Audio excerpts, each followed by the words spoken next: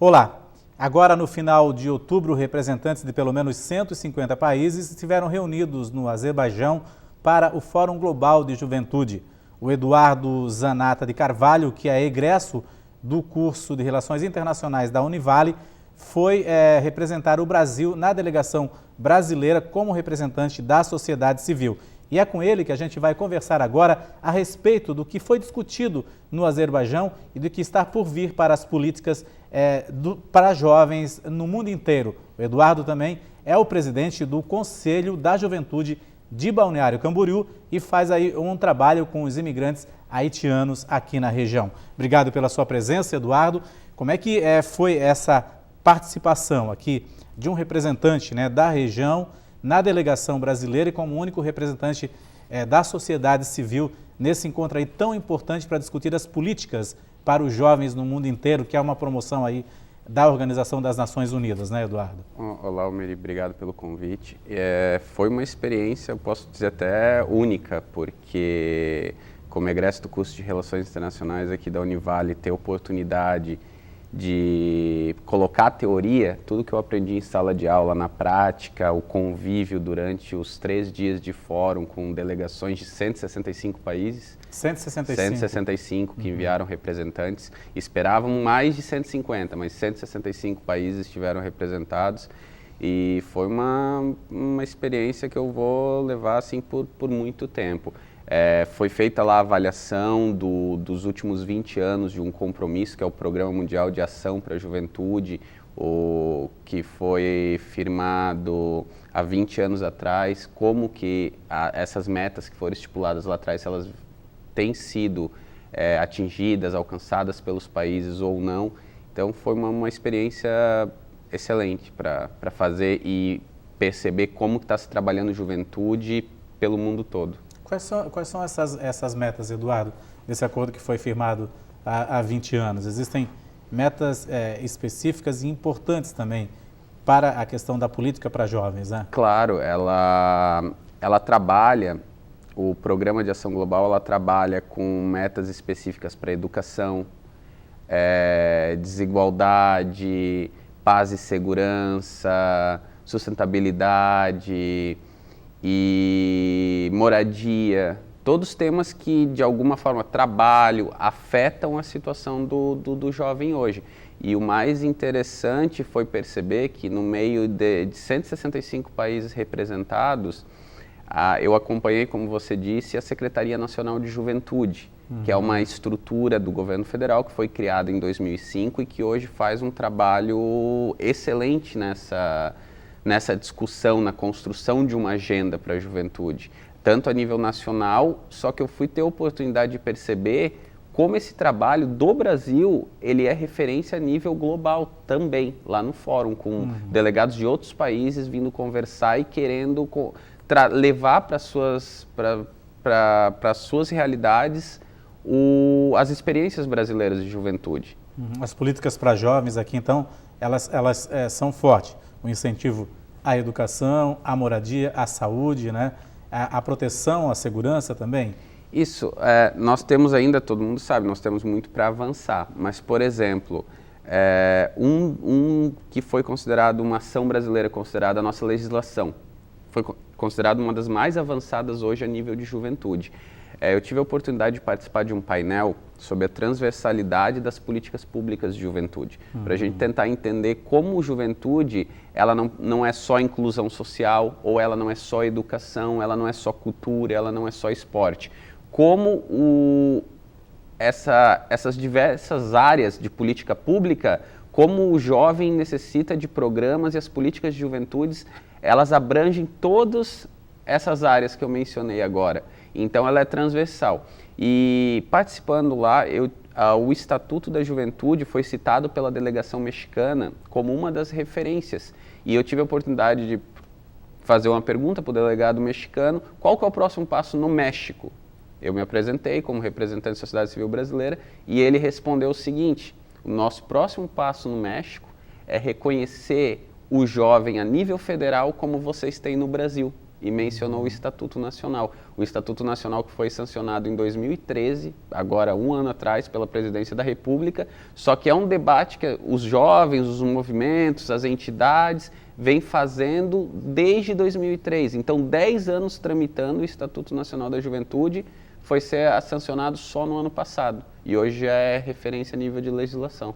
Hoje a importância assim, da Organização das Nações Unidas com esse Fórum Global de Juventude é porque realmente vê que há força de trabalho aí e realmente em todas as áreas tem a presença do jovem, né, Eduardo? Então, força de trabalho mundial, é o que move realmente o mundo, né? Então, por isso, essa importância e específico esse fórum para discutir as ações para a juventude, né? Isso, correto, Homer. E o interessante, assim, isso que você disse, o jovem, investir no jovem não é só investir no presente, é investir no futuro também, é investir no futuro da sociedade. E a grande discussão no fórum foi como qualificar esse investimento em política pública de juventude e, principalmente, como colocar o jovem como um ator preponderante para o desenvolvimento das sociedades. Como colocar o jovem como um ator principal a nível de processo decisório, de política pública, porque não adianta só fazer também a política pública para o jovem, é preciso dar a oportunidade do jovem participar, do jovem se engajar, do jovem tomar as rédeas do processo de decisão da política que vai afetar a vida não só dele, mas a vida de todos, né?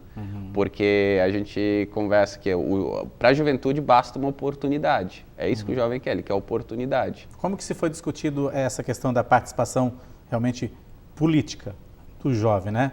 De todas essas campanhas políticas, tanto aqui no Brasil como no mundo, assim, existe o surgimento de lideranças nesse aspecto? A gente vê, por exemplo, que aqui no Brasil a política é feita muito com uma geração um pouco mais velha, né? O jovem no mundo está indo em busca disso também, Eduardo? Tem muitos movimentos que até alteraram a realidade de alguns países, a realidade política no corpo institucional mesmo. A gente pode citar agora o Chile.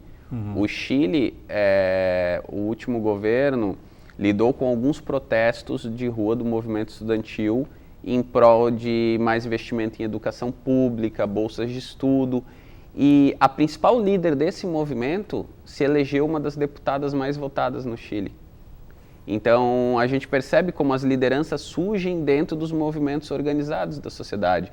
Nós temos outros exemplos aqui nessas últimas eleições, de candidatos a governador, candidatos a deputados que foram líderes do movimento estudantil no Brasil ou líderes de associações representativas de jovens, desde o movimento negro, o movimento indígena, e como o jovem tem esse engajamento, essa participação.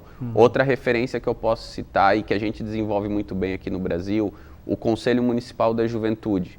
Hoje a gente consegue trazer uma pauta, apresentar ela para a sociedade, fazer programas que eles chegam até o jovem que está, a gente fala, na ponta, o que vai ser beneficiado por aquele programa específico. Então não fica mais só na conversa dentro de uma sala de reuniões ou dentro de um gabinete. Não, a gente está conseguindo desenvolver os programas e com o apoio do poder público. Isso que é essencial. O essencial é que tenha esse diálogo entre as organizações da sociedade civil e o poder público. Uma outra referência a nível de participação e mobilização são as Conferências Nacionais de Juventude no Brasil, que já aconteceram 2, ano que vem acontece a 3ª e lá a delegação brasileira convidou o mundo inteiro para estar presente aqui no ano que vem. Ainda não tem uma data específica, mas então ano que vem o Brasil vai realizar a 3ª Conferência Nacional de Juventude, provavelmente com mais de 1.000 participantes, representantes do Brasil inteiro e representantes de delegações internacionais que vão vir. Quem estuda assim, esses códigos, né, geração Y, geração Z, analisava que o jovem hoje, por causa da comunicação virtual, não se engajaria muito nas questões políticas e sociais. A gente está vendo ao contrário, né? As redes sociais, elas colaboram também para que o jovem possa sair lá da frente do notebook e ir às ruas também, ir a reuniões, a conferências, não é, Eduardo?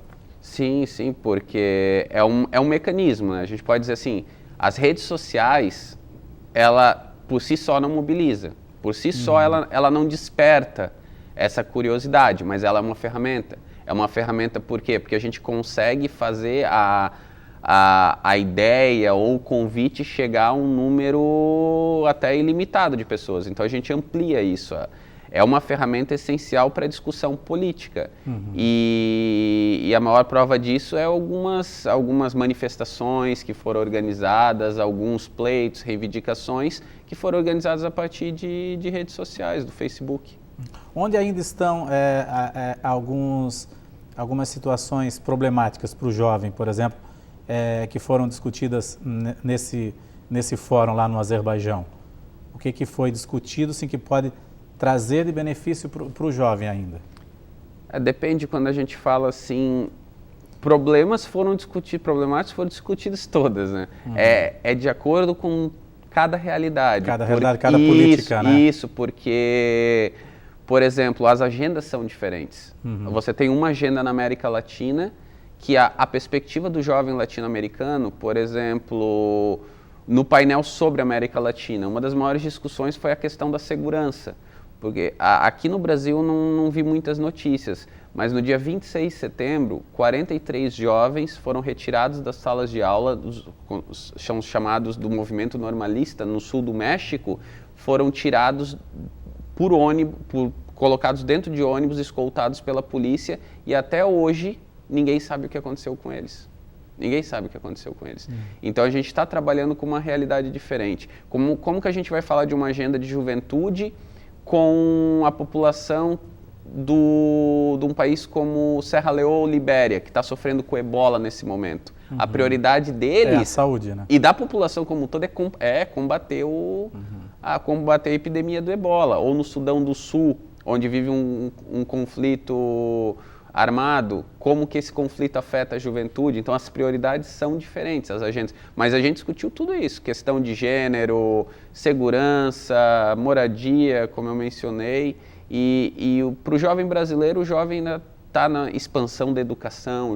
Como eu mencionei, a gente quer ter mais acesso ao ensino superior, a gente quer ter acesso às salas de aula. Essa eu acho que é a grande prioridade hoje do jovem brasileiro. E depende da cultura também de cada país, né? Por exemplo, a Malala, que é uma jovem, né, ganhou o Prêmio Nobel da Paz porque luta pela educação das meninas, né? Isso, e para ter no Afeganistão, e para ter a chance, a oportunidade de entrar numa sala de aula, mas não porque falta lugar na sala de aula ou porque falta acesso ao ensino, só pelo fato dela ser mulher, sim. Exatamente. Dela ser uma menina. São todas essas políticas aí que têm que ser costuradas, né? E tentar fazer aí... Isso, e tentar chegar a um entendimento global, para a gente ver como é difícil, porque cada um tem a sua prioridade. Tá certo, Eduardo. A gente vai fazer um rápido intervalo. Daqui a pouco eu volto a conversar com o Eduardo, que acabou de voltar do Azerbaijão, do Fórum Global de Juventude, onde foram discutidas aí várias questões para beneficiar o jovem do mundo inteiro. É um instante só.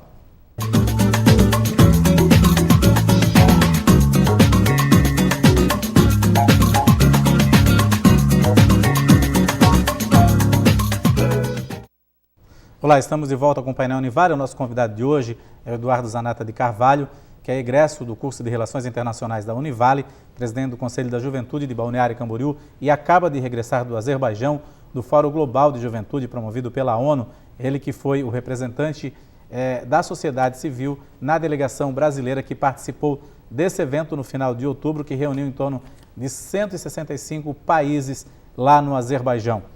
Eduardo, a gente conversou um pouquinho sobre a política para jovens e a cultura, né, de cada um, como analisar isso e como se adequar à maneira global. Você faz um trabalho aqui também com imigrantes haitianos, né, que vieram para cá refugiados, né, da catástrofe natural lá do Haiti. Como é que está sendo trabalhada essa questão do jovem haitiano aqui na cidade que está chegando em Balneário Camboriú, em Navegantes, em Itajaí, né? Começaram a partir de 2012 toda essa viagem até aqui. Almeri, essa era uma expectativa que eu tinha no fórum, ver como outros países estão trabalhando essa situação do jovem imigrante, as experiências que pudessem ser compartilhadas. E tem muito pouca coisa, porque mesmo para nós aqui, uma imigração com esse fluxo ainda é um fenômeno novo. Por exemplo, a minha geração não passou por isso. A imigração, quando ela veio, a imigração alemã, italiana para o nosso estado, ela já fazem 100 décadas. anos, 150 sim. anos, né? Então, como trabalhar com isso? Porque a média hoje do haitiano que entra no Brasil pelas fronteiras no Acre e no Amazonas é de 28 anos. Então eu mencionei o Estatuto da Juventude, que pega a juventude dos 15 aos 29. Então eles estariam dentro das garantias e direitos, e a nossa legislação ela vai equiparar os direitos do jovem imigrante com o do jovem brasileiro, natural. E como que se dá aqui os problemas que a gente identificou lá no Conjuve, em algumas reuniões, no Conselho Municipal? Eles têm principalmente 3 prioridades. Em Balneário Camboriú já tem associação. A associação, como eu mencionei, ela é fundamental porque ela faz esse diálogo com as outras entidades. Então, quando a gente precisa tratar de algum tema, de alguma pauta com os haitianos, quem representa é o presidente da Associação de Haitianos, o Salomão. É ele também que participa da Festa das Nações, que a Fundação Cultural de Balneário Camboriú organizou. Então existe esse diálogo, a gente sabe com quem falar.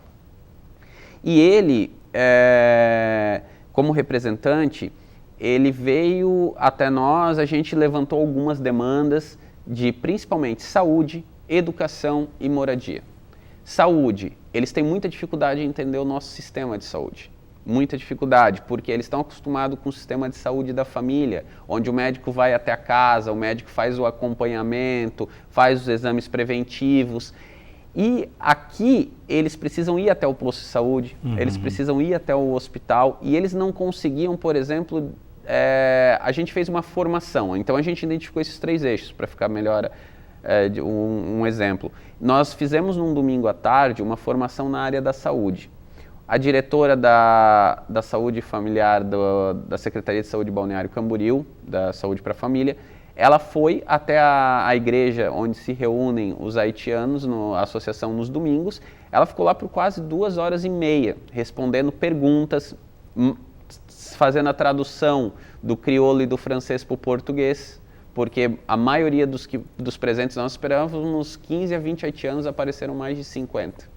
Então, muitas dúvidas, por exemplo, em Balneário Camboriú. Eu resido no bairro dos Municípios, na rua Canelinha, e eu fui até o posto central e disseram que não poderiam me atender. Por que eles não podem me atender? São dúvidas simples, que muitas vezes nem os residentes de Balneário Camboriú, os naturais de Balneário Camboriú sabem. Por quê? Porque a saúde em Balneário Camboriú ela é territorializada, então se você mora no bairro dos Municípios, você vai ser atendido no posto da rua Angelina, que fica no bairro dos Municípios. Você não vai ser atendido no centro. E quando que eu vou na emergência do hospital? Quando que eu vou no pronto atendimento? Quando eu vou no posto médico? Então, dúvidas básicas.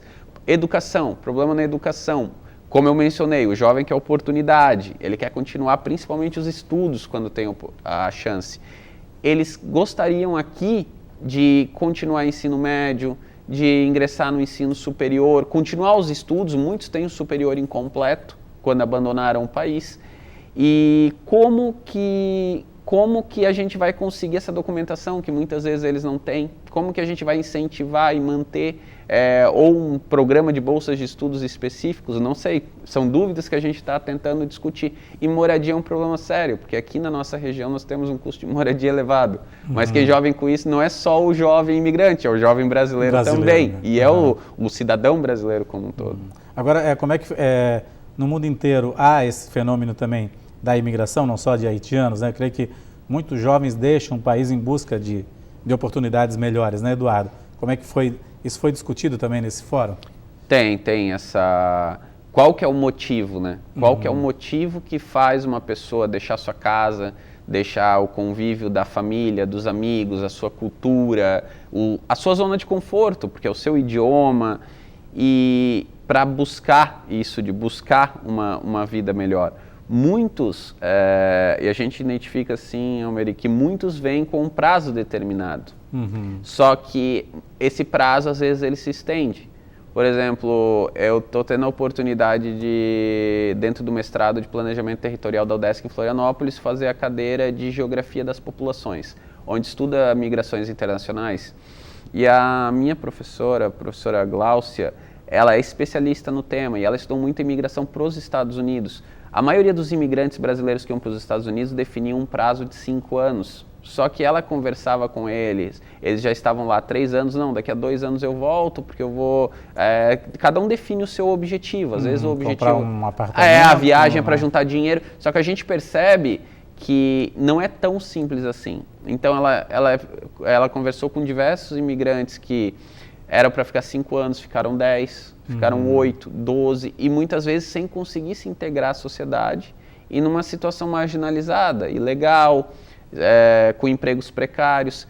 E o que é a diferença do haitiano que está vindo para o Brasil ou dos imigrantes da África também, hoje o Brasil ele está sendo um dos destinos no cenário internacional. Mas é que aqui ele está legalizado. Aqui ele tem acesso à carteira de trabalho, ele tem acesso ao CPF, então... A conta bancária também. Isso, então ele se sente mais parte da nossa sociedade. E a opção que a gente vai fazer e o caminho que nós tomamos no Conjuve a gente tem a opção de segregar ou deixar eles viverem por conta própria aqui, ou incluir, ou promover ações afirmativas para trazer eles para a nossa sociedade. E dentro do Conselho Municipal a gente optou por essa opção, de promover ações de integração. Inclusive, até mencionar aqui, tem uma jovem de Balneário Camboriú, fotógrafa, Anne Costa. Ela aprovou um projeto na Fundação Cultural de Balneário Camboriú para fotografar os haitianos no dia a dia, fora desse ambiente de trabalho, para a gente derrubar um pouco essa ideia de que eles só trabalham. Não, eles não trabalham, eles convivem, eles têm o lazer na praia, com os amigos, passeios, e ela fotografou eles fora desse ambiente de trabalho e ontem até ganhou repercussão nacional em alguns sites, jornais. Bacana. E é uma menina daqui, uma jovem daqui que também foi se apresentar o projeto dela no Conselho Municipal. E talvez esses fóruns, né, promovidos aí pela ONU, né, esse Fórum Global de Juventude, sejam interessantes para discutir essas questões de fortalecer a política no próprio país, para evitar o êxodo, né? Claro que o Haiti é um caso à parte porque é uma catástrofe natural, mas para discutir esse êxodo, né, essa fuga dos jovens para outros países, né? É preciso fortalecer essas políticas, né, para criar vantagens dentro do próprio país, né, Eduardo? Correto, porque, como eu falei, o jovem é o desenvolvimento. Se investir no jovem é o presente e é também investir no futuro, vamos pensar da seguinte forma. Aqui a gente analisa pela perspectiva do imigrante haitiano que veio. Mas e qual é o impacto disso lá no Haiti? Qual que é o impacto de você perder uma geração inteira que ela contribui para o desenvolvimento do país, não só para a força de trabalho, mas também para o desenvolvimento cultural, intelectual. Né? Então, como que nós vamos formar, por exemplo, acadêmicos se nós não tivermos os professores? Então, esse que é o debate. Qual que é o impacto disso lá? Como que isso vai afetar o desenvolvimento daquela nação? E o fórum foi essencial por causa dessas diferentes agendas. E como eu mencionei de novo, como estudante de Relações Internacionais, eu tive a oportunidade de fazer 4 intercâmbios durante a universidade. Eu morei 2 vezes nos Estados Unidos, morei em Portugal, morei na China também. Então, dentro dessa lógica, nos Estados Unidos eu fiz aquele programa que é o Work Experience, que eu até recomendo para todo estudante que vier conversar comigo, eu sempre recomendo. E não é difícil porque a gente fala, mas condição financeira, eu fiz um empréstimo. Fui lá, sabia quanto eu ia ganhar, como eu ia trabalhar, eu consegui pagar esse empréstimo quando eu voltei, com o que eu trabalhei lá, e tive a oportunidade de melhorar o meu inglês, conhecer essa realidade. Lá nos Estados Unidos eu ia almoçar num restaurante pequeno, feito para imigrantes brasileiros, com comida brasileira, conhecer a realidade daqueles imigrantes. Então eu acho que isso contribuiu muito para a formação.